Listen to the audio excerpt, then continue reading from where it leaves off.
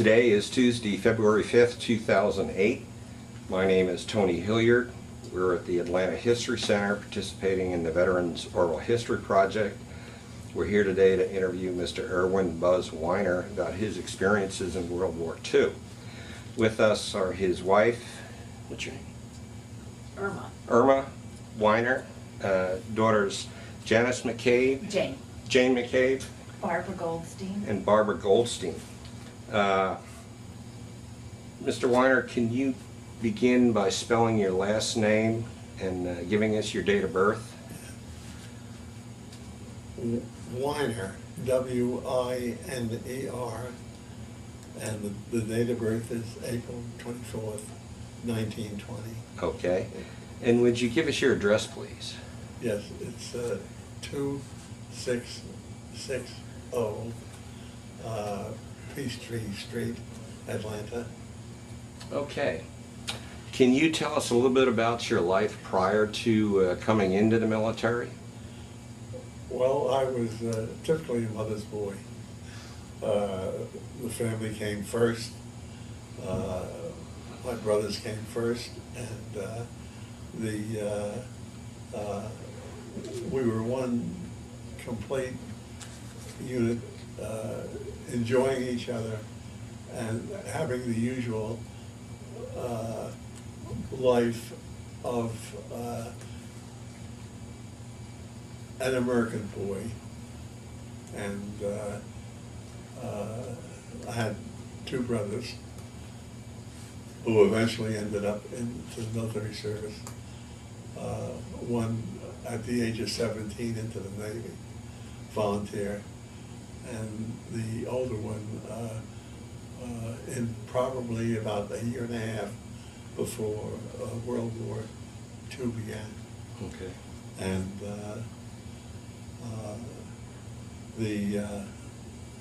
I myself was, and we had the typical American home.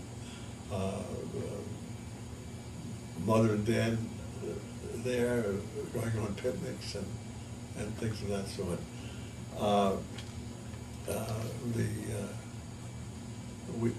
As far as personal habits are concerned, nothing extreme. We were a very cohesive family unit, and I eventually worked my way through high school and decided that I'd like to go into the law and become a New York lawyer, primarily because my dad always said that if he ever had the opportunity, that he would like to become a lawyer. And so it became a very important thing for me to do that. And during the latter part of my education, I went to Fordham Law School and left there in the middle of the second year and completed it upon my return from the service. Okay. And at what point did we change? Sorry. Go. Okay. During the summer of 1941, roughly about 6 months before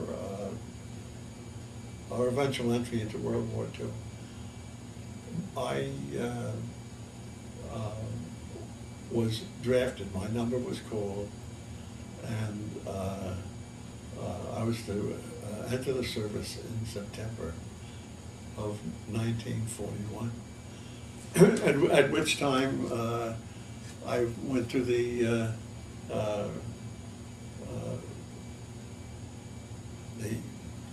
station that they used to get the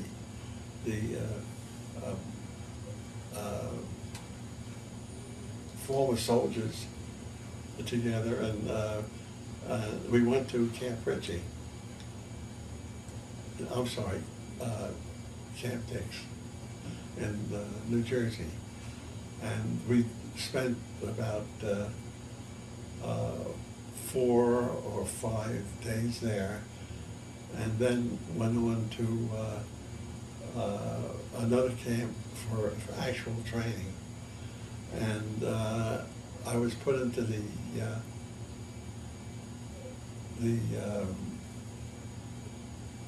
anti-aircraft. At that time, of course, you didn't have all your electronics. You had a sound box over at one side and a sound box over at the other, and you try to balance them out so that you could catch the location of the aircraft, and then you'd attach the anti-aircraft gun to the speakers, and they would track the movement. Very similar to today, but there it was sound. Today, it's the actual object. Mhm. And it was a technical, but to me it was a little ironic, because I had a pilot's license at that time. I got my pilot's license in 1938, and you imagine that they would have put me into the service, and the Air Corps service, and instead here I am shooting down aircraft.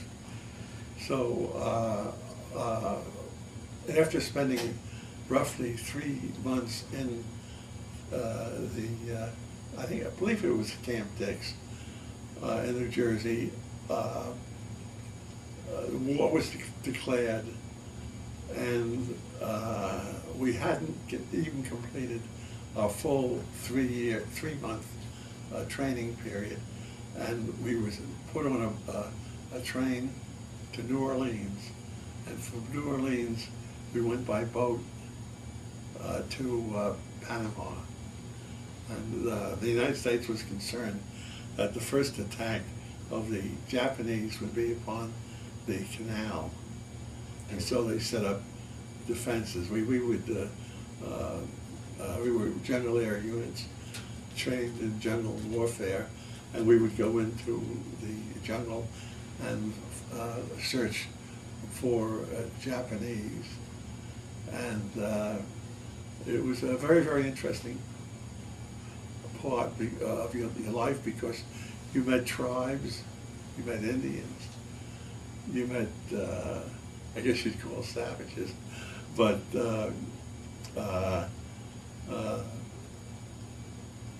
so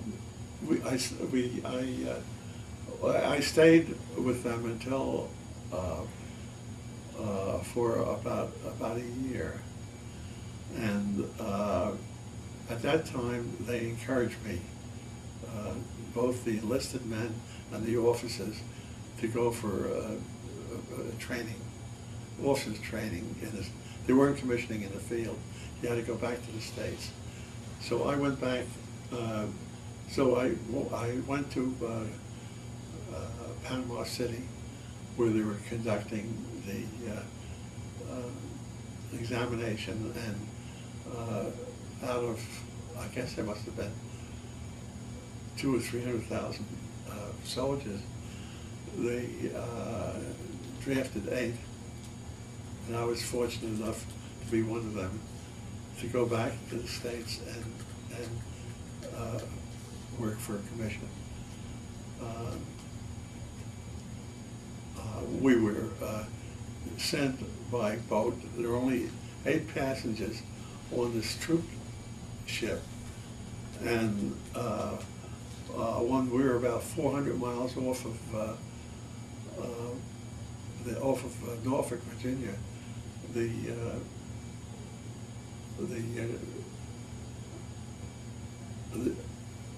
There were submarines that were following us, and you heard the shrill of the siren, and all the doors would close, and you couldn't get out of your stateroom.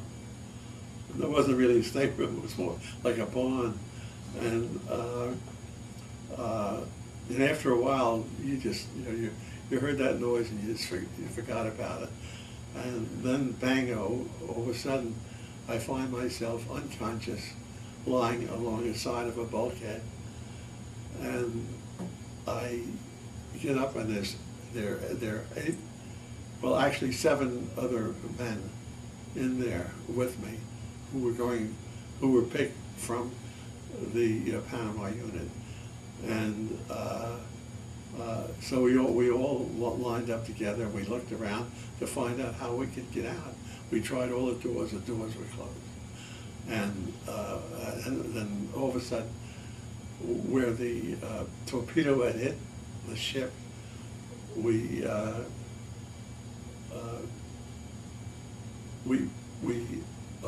decided that we would jump out and we'd hold hands, and figuring that the Navy destroyers wouldn't pick you up until they were assured that the submarines were away, because that's what that usually happened. Was the German submarine would wait for a destroyer to stop to pick up men, and then they'd sink the destroyer. So in order to avoid that, we stayed in the water for 7 hours. And when I got to the training area in North Carolina, you had to march, and well, I didn't have any clothes.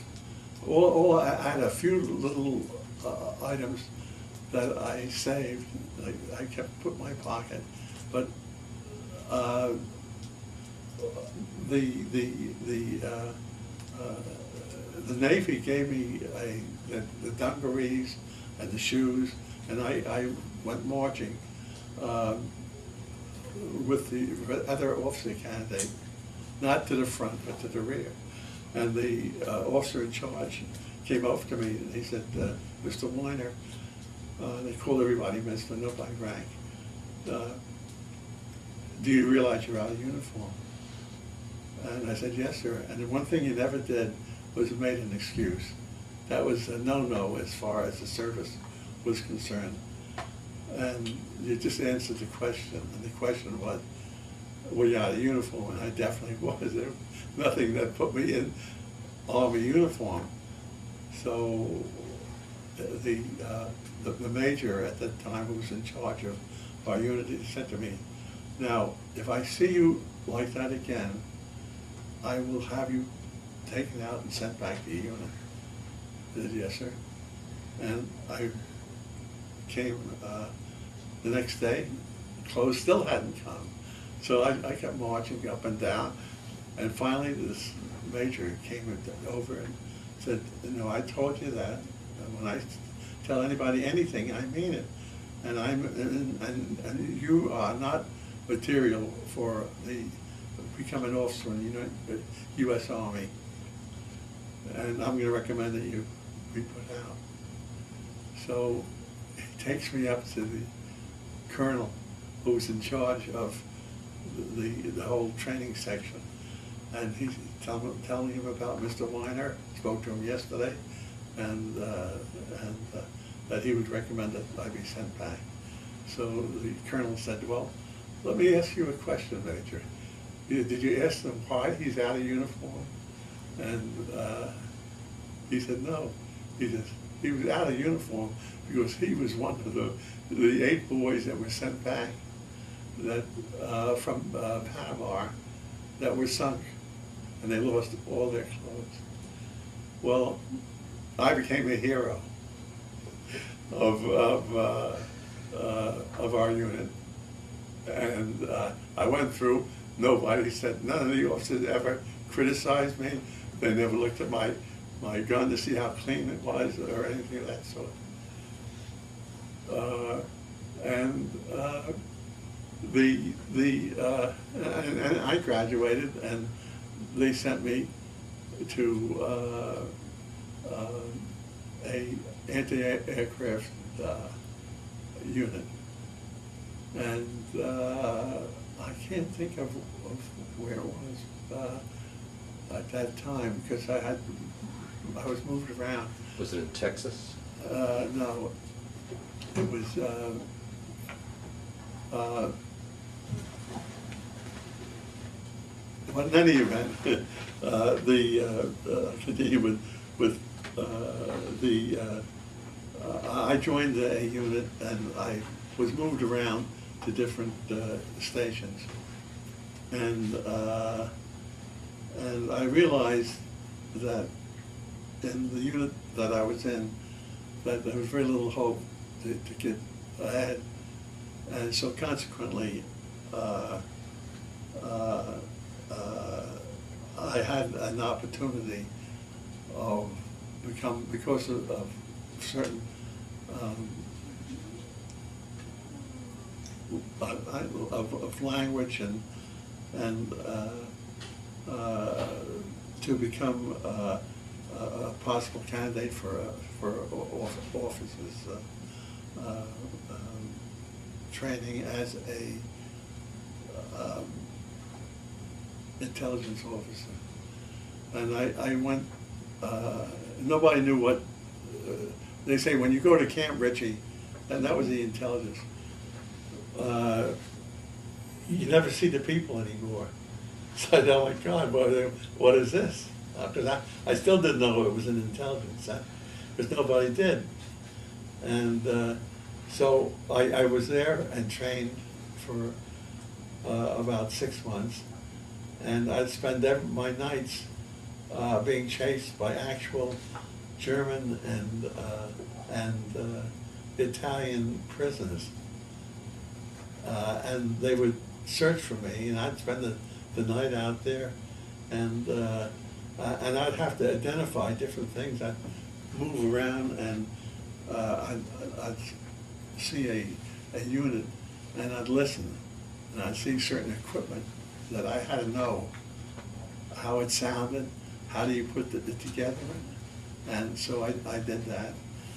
And then I went into order of battle, which is, you know, every major officer in the German army, and you know what his tactics are, you know what he's done before, what his history is, so that you're in a position to inform.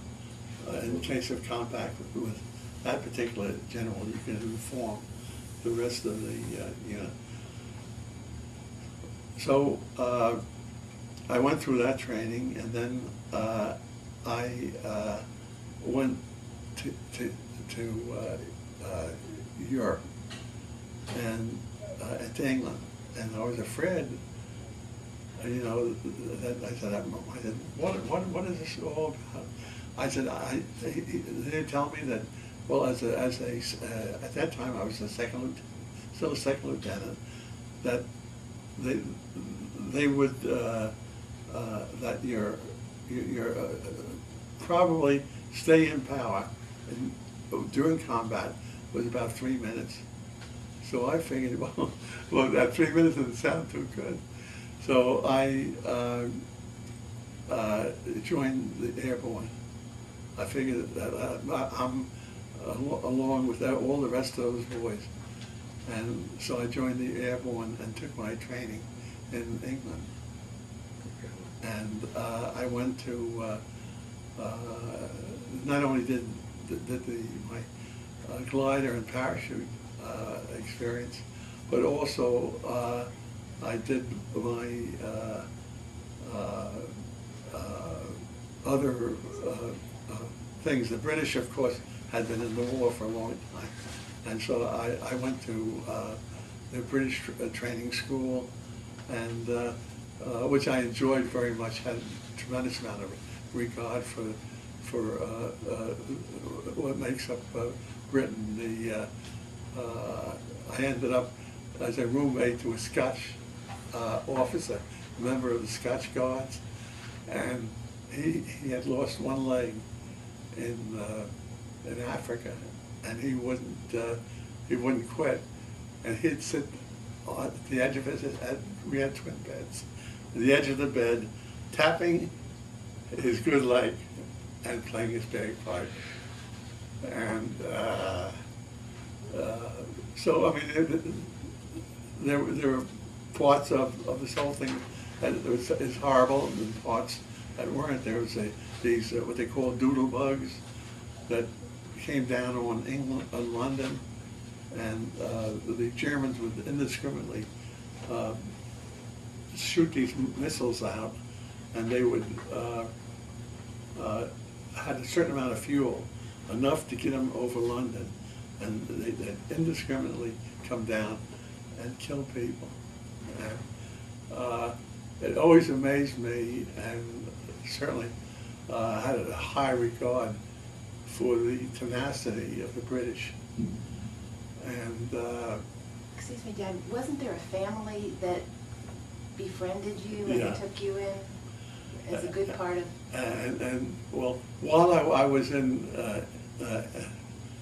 England, I met the Darbos and the Wiggums. The Wiggums actually owned the uranium oil company, which I think today would be fantastic. But they were very, very substantial people, well known throughout England, the Darbos and the Wiggums. And so they adopted me as their son. And my mother and Mrs. Darbo would exchange hose and things that they couldn't get in England. And it was a very close feeling. And they had a daughter about 3 or 4 years old than mine, who was like an older sister. And while I was doing training in England, at the same time I was invited to them.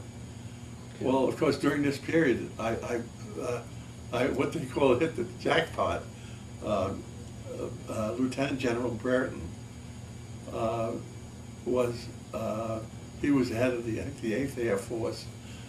He was the last to leave with the Philippines.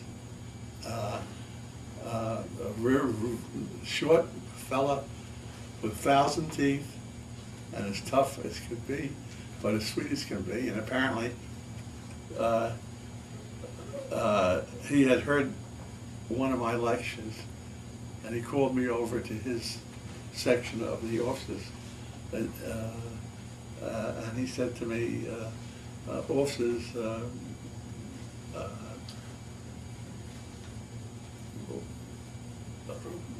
section where they had their entertainment and things like that. So it's like an officers club, but generals. Mm-hmm. And you had, nothing less than a full colonel.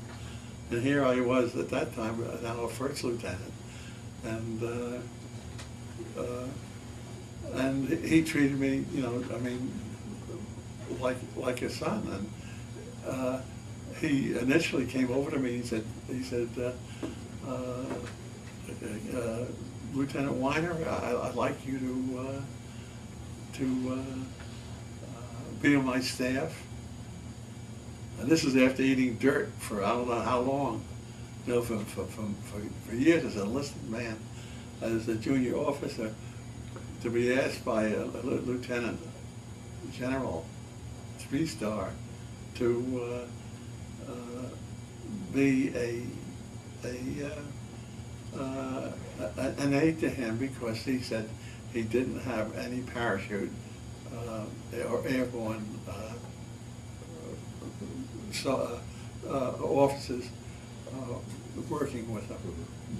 And our relationship continued to the end of the war. And after the war, he had remarried and had invited me, not as best man, but as a friend, to attend his wedding. And but he was, I could tell you stories about him, but he was a real individual, And I remember, I'll just give you one instance. We're sitting in the king's, actually the queen's at Frognall. I think it's Frognall is the summer home, and they're showing pictures of the jump after the Normandy campaign. I participated in all five campaigns in Europe, and from Normandy all the way into the occupation of Berlin, exchanging zones with the Russians. And I had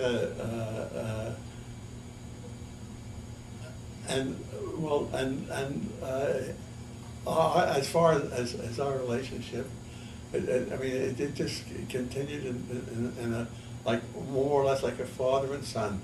He knew he'd send me out on special observation to determine who's on the front, what contacts they were getting, and come back and report to him.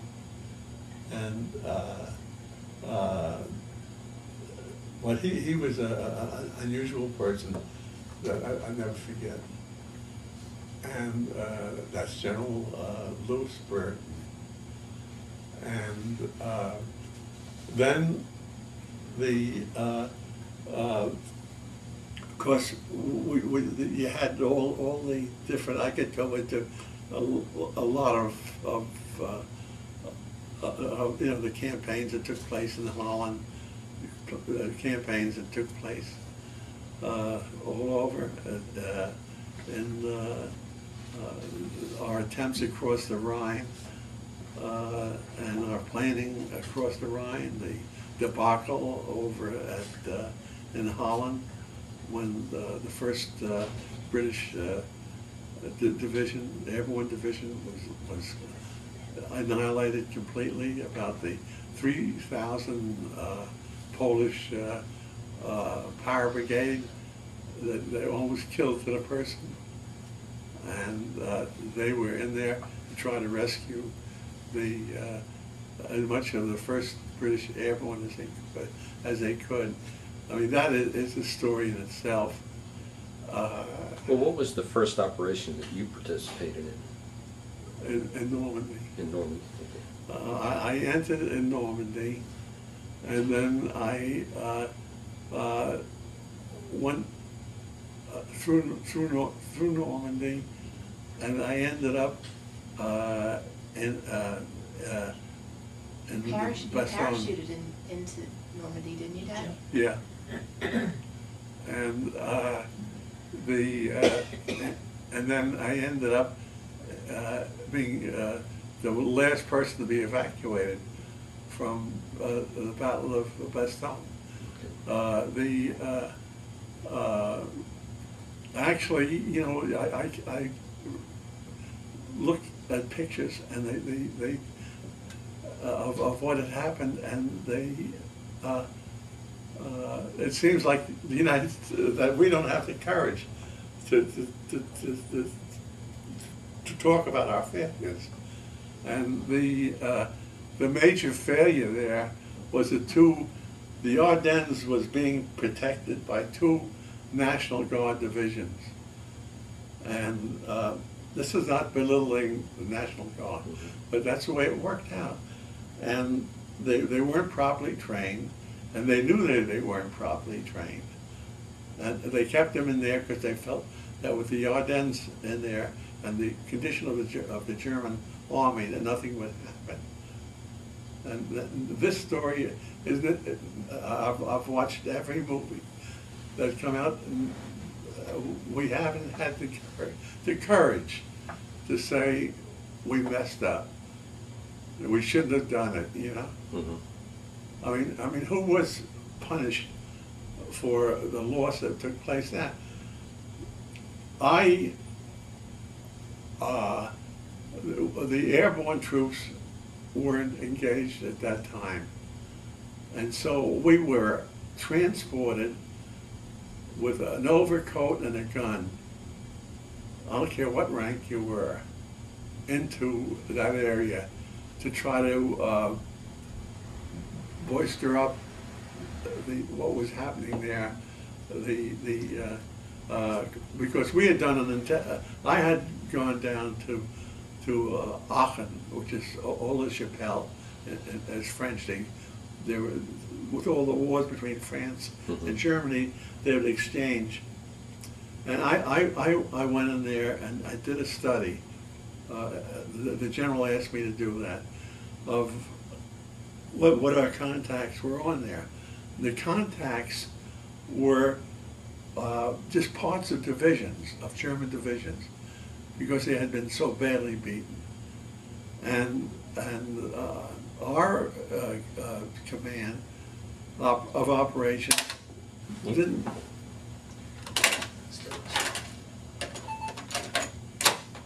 didn't figure that the Germans would attack. And what the Germans did was they took every bit and piece of their divisions, and they got them into one area and formed a combat unit and put some of the best people in there, and they attacked. And we just fell apart completely.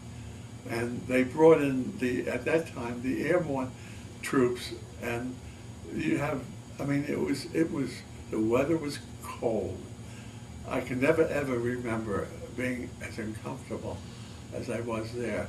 Imagine riding for 200 miles, sub-zero temperature, in the back of a truck, in order to get down, and what condition you were in. Well, to make a long story short, I was having some physical problems because of the exposure, and so I didn't participate completely in there. I mean, I participated to the point where we got in recoilless, a lot of recoilless equipment, because with parachutists or glider men, they don't have the heavy equipment that you have, and so most of it was recoilless that they used. And I mean, there were some of the soldiers there that stayed, that would lay down on between the tracks and put explosives on the. So I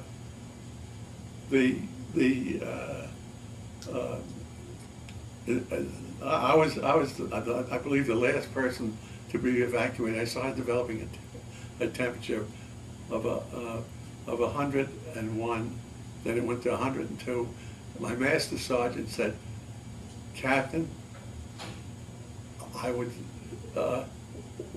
you've got to report to the aid station." And you know, a soldier can come over and ask that you be relieved because of not being able to function. So that's what he did. And I mean, there was a terrible shortage of experienced combat officers. My master sergeant eventually led a battalion, which would be a major or lieutenant colonel today, because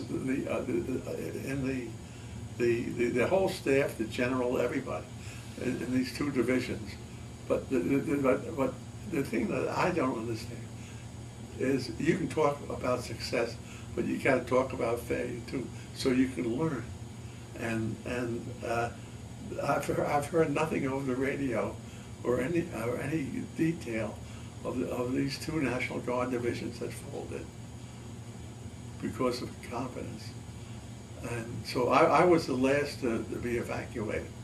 I was evacuated into the American hospital in Paris during the Battle of the Bulge, and I was given the last rites of the Catholic Church, even though I'm not Catholic. I've been included. And then I went into a completely different, I spent about 4 months in the hospital. And my temperature had gone to 106. And eventually, when the general herd took place, he had me vacationing in the Riviera at one of the very fine hotels. And it was my first experience with beer in the bathtub.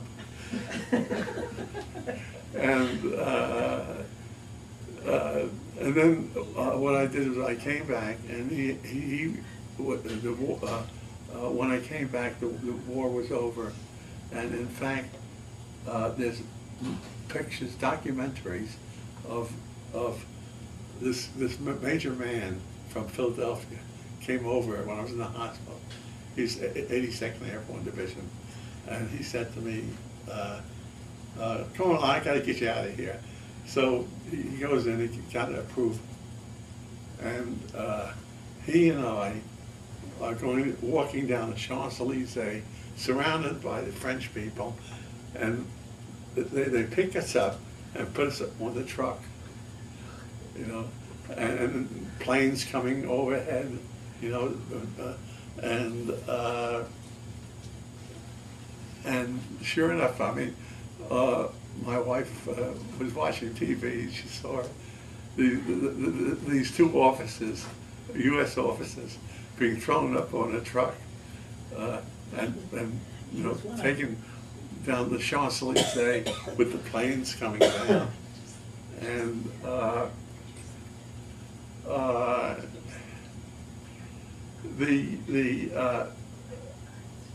because of my whole section, what were German speaking, we were asked to join up with the Russians. When I got out of the hospital, I went back to my unit, and we met up with the Russians in Halle. It's sort of middle of central of Germany. And then we went to Berlin to exchange zones with the Russians. And you know, I mean, as far as soldiers, they're completely different than. I mean, their equipment is horses, and really a lot of the German equipment, motorized equipment, is horses, and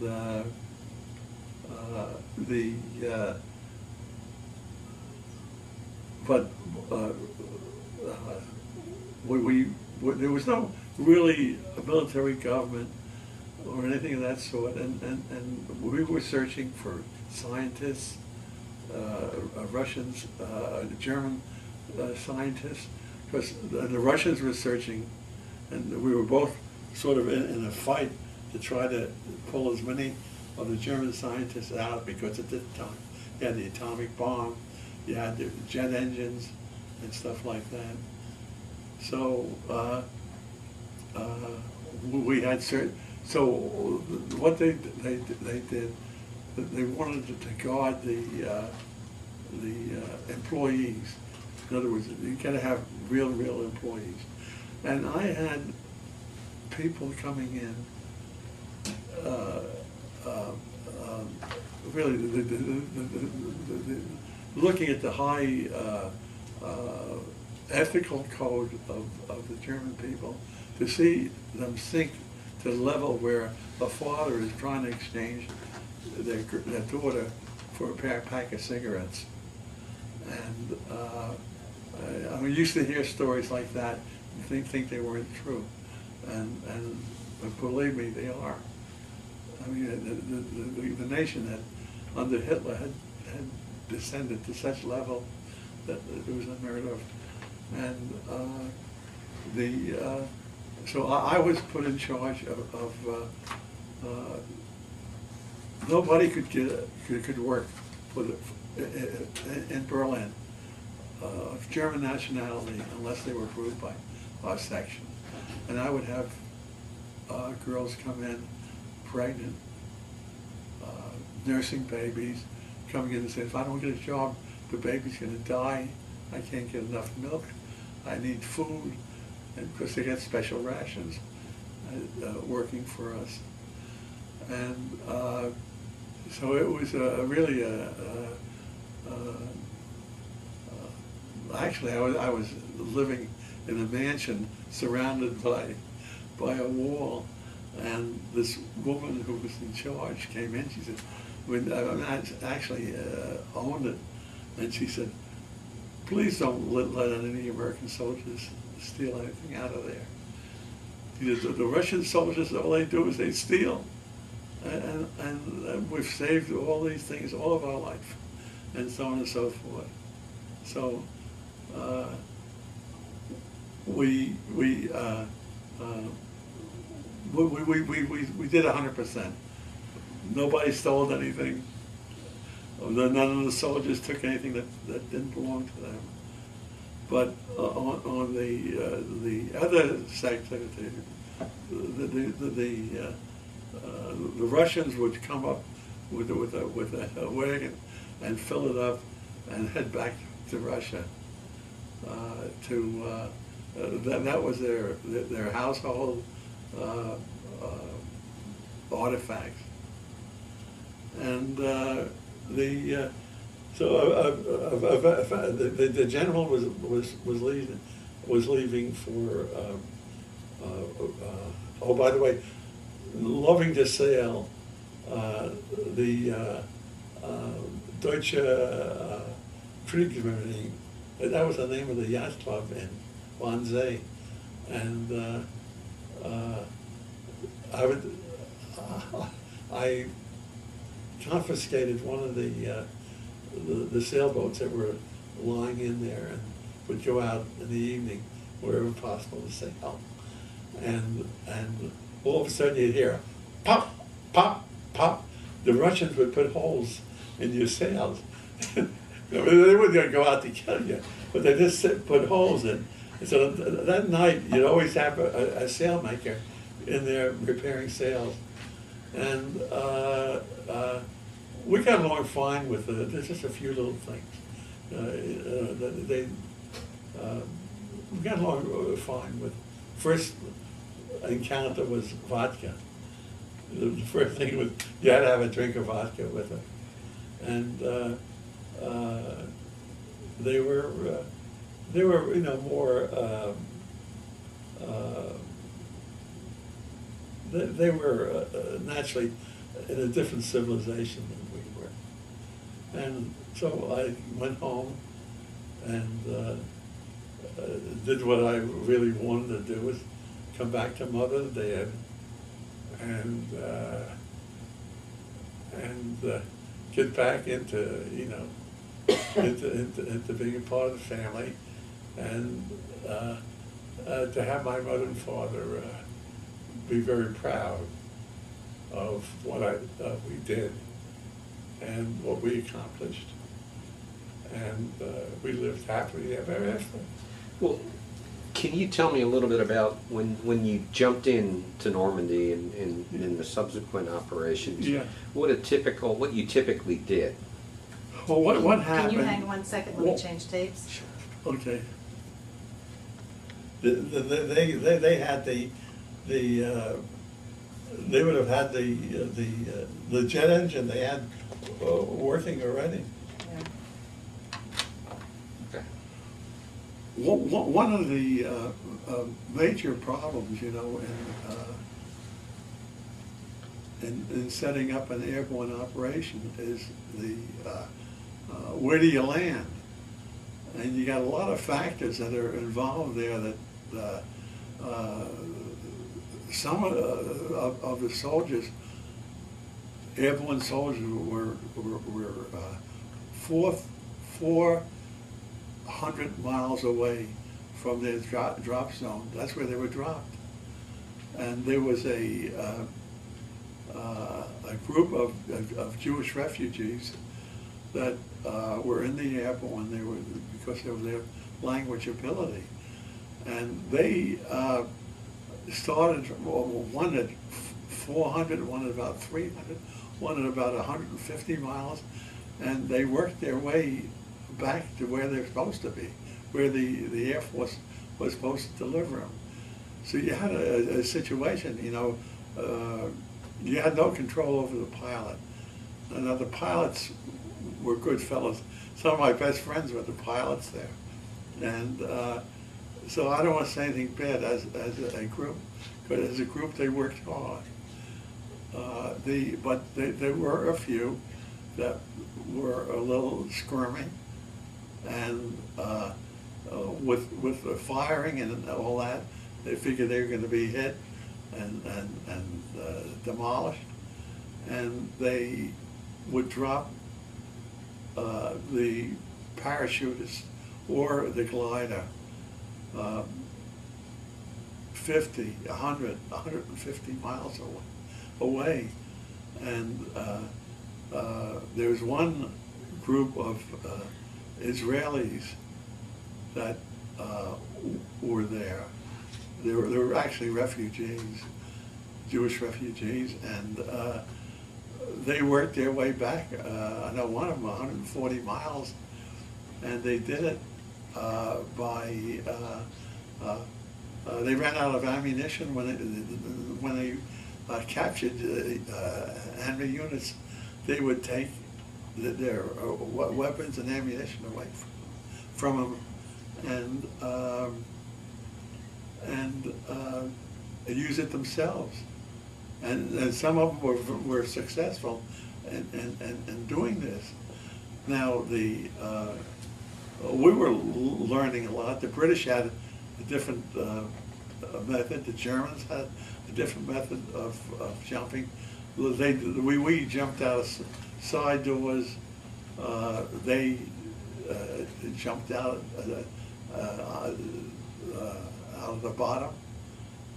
They figured they wouldn't get any kind of a wind, what do they call it again? But in any event, the propeller blast wouldn't affect them. But what they would do is, you had these pathfinders. They would come in a day or two before.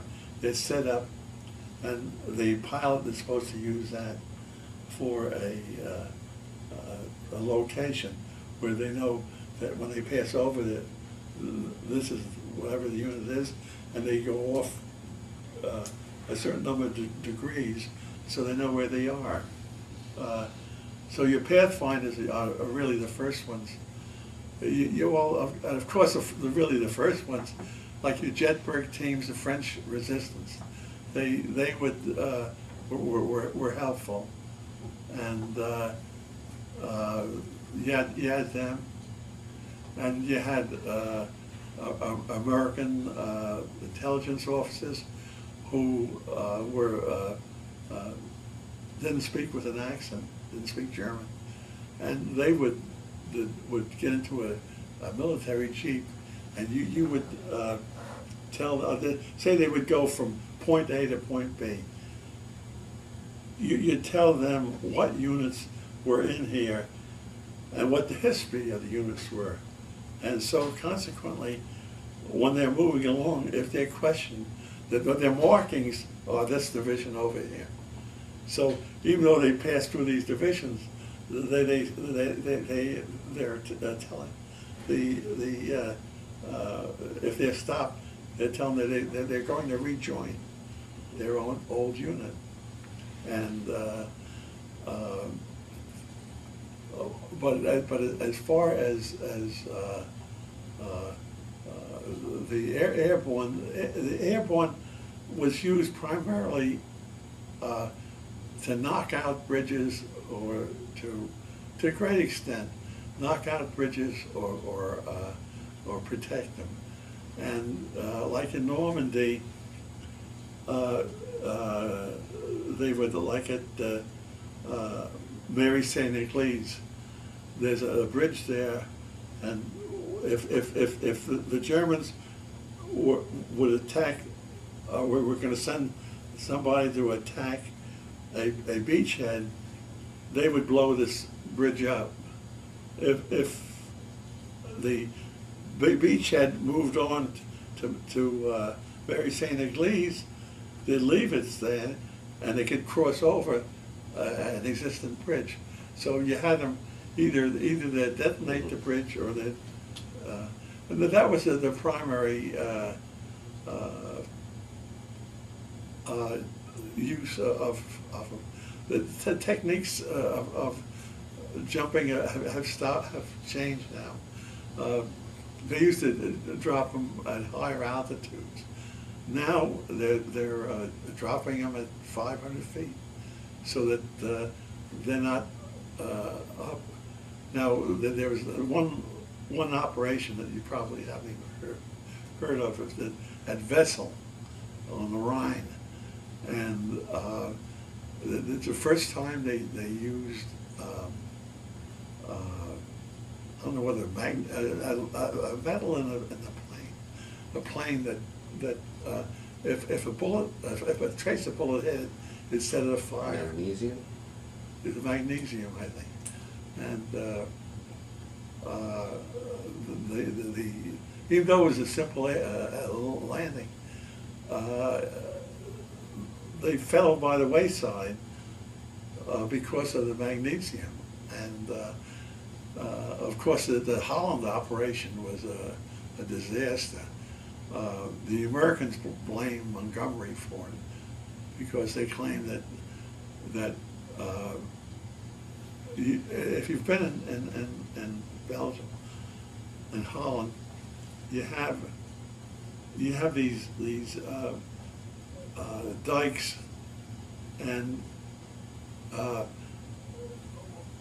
your roads are not wide like they are in the United States. You can run off on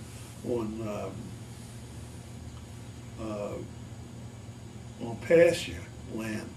There you go one way, and what happened was Montgomery wouldn't move. He'd stay there until he knocked out the next cannon, instead of taking his loss and moving on. And what happened? He lost the 1st British Airborne Division. And when I was in Holland a few years back, and it must have been a Catholic holiday, and just about the entire Polish Power Brigade was eliminated. Their attempt to rescue failed, and the people were down visiting. But today the airborne troops are probably going to be the thing of the past, with your helicopters being advanced,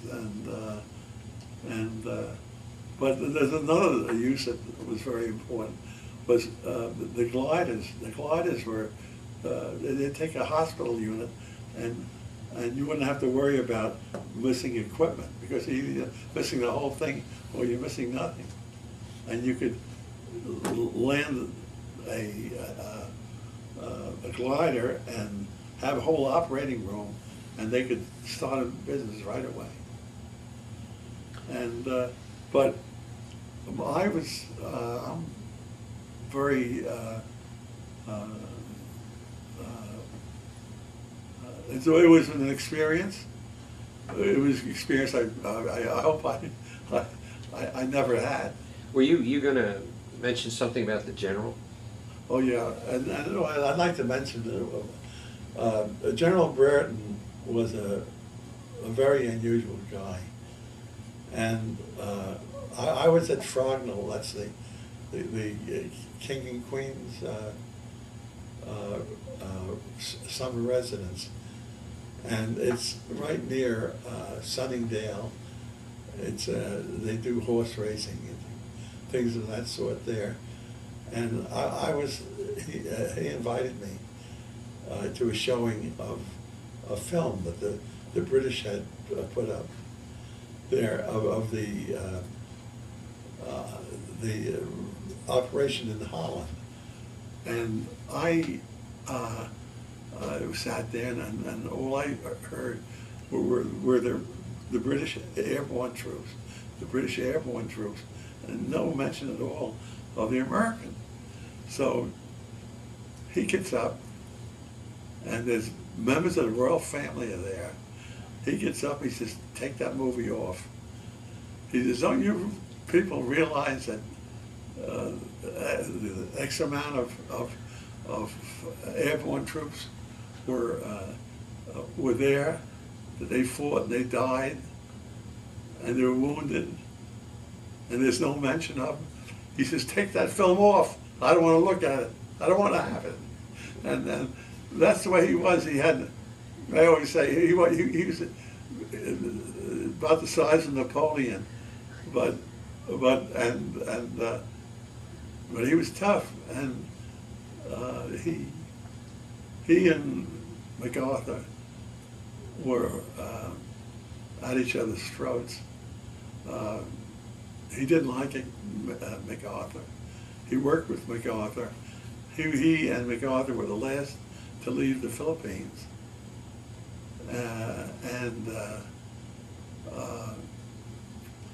but he was like a second father to me. He looked after me as much as he could. Did he want you to move when you were going home? He wanted you to go to the Pacific. Yeah, actually when I had, you can go home at the end of the war if you had a certain number of points, and naturally I'd been in from before the war, and I had a lot of points, and I was entitled to go home and see my mother and father. And so General Brereton asked me if he was going to go to Japan. Japan hadn't folded yet, and he was going to take over the Japanese situation. And the war was coming to an end, you could see it. So I said to General Brereton, "I'll do anything you want me to do." I said, "But I haven't seen my folks in 3 years, and I'd like to see them. They're not young, and I like to see them when I can see them. And if I go to Japan, I know I'm not going to be able to visit my folks. And so, as far as I'm concerned, I'd rather not go." And I said, "But naturally, the decision is up to you." And he pulled me away. That's good. But what he did was he told, I think, what's the general's name? He took over the command. He said, "No," he says, "I look at Buzz as a son. And if he has any complaints, it's going to be your ass." And if General Brereton wrote a book, and in the book he tells you that I was in Senator in Colonel Tasker's. He was a British colonel. Tasker is the family owns a publishing company in England, and he told Tasker, he told the lieutenant general that was under him, but they better be good to me or else they're in trouble. And when at the end of the war, he was married in Mitchell Field, Long Island, and he invited me to the wedding. He's not living anymore, but he's got a book, and in the book he tells you about Colonel Tasker and the things that his talking about the Battle of Basil, the British were capable of mounting a attack at that time. Do you, in our discussion before we started the tape, you indicated that you had some comments or an opinion that you thought you might like to express? Yes, I've been asked to talk at a few meetings of young people, maybe 12, 13, 14, 15, 16. And I'm one of the few survivors of the war. In the 82nd Airborne Division, they went in with reserves and everything else like that, with 20,000 people, and 20,000 people were killed. And the other airborne divisions had the same mortality rate as the 82nd. And there's no glory in war. And hopefully, to take my opinion and don't look at war as an alternative.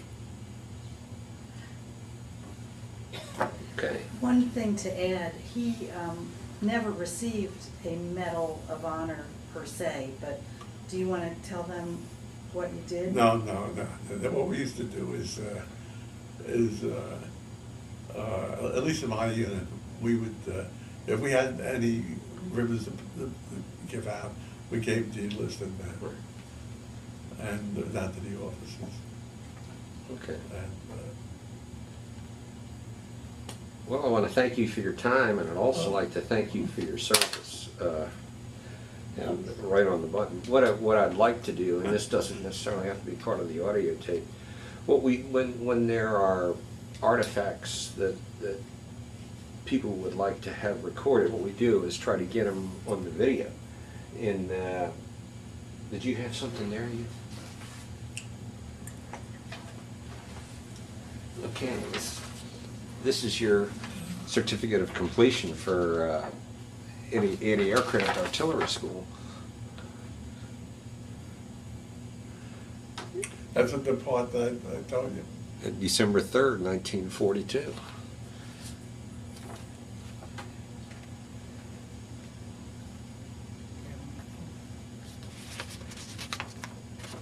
Okay. This means you're a certified anti-aircraft person. And here's the, that Commission. might be his discharge, actually. It's his commission as a captain Oh, okay. in the military intelligence field.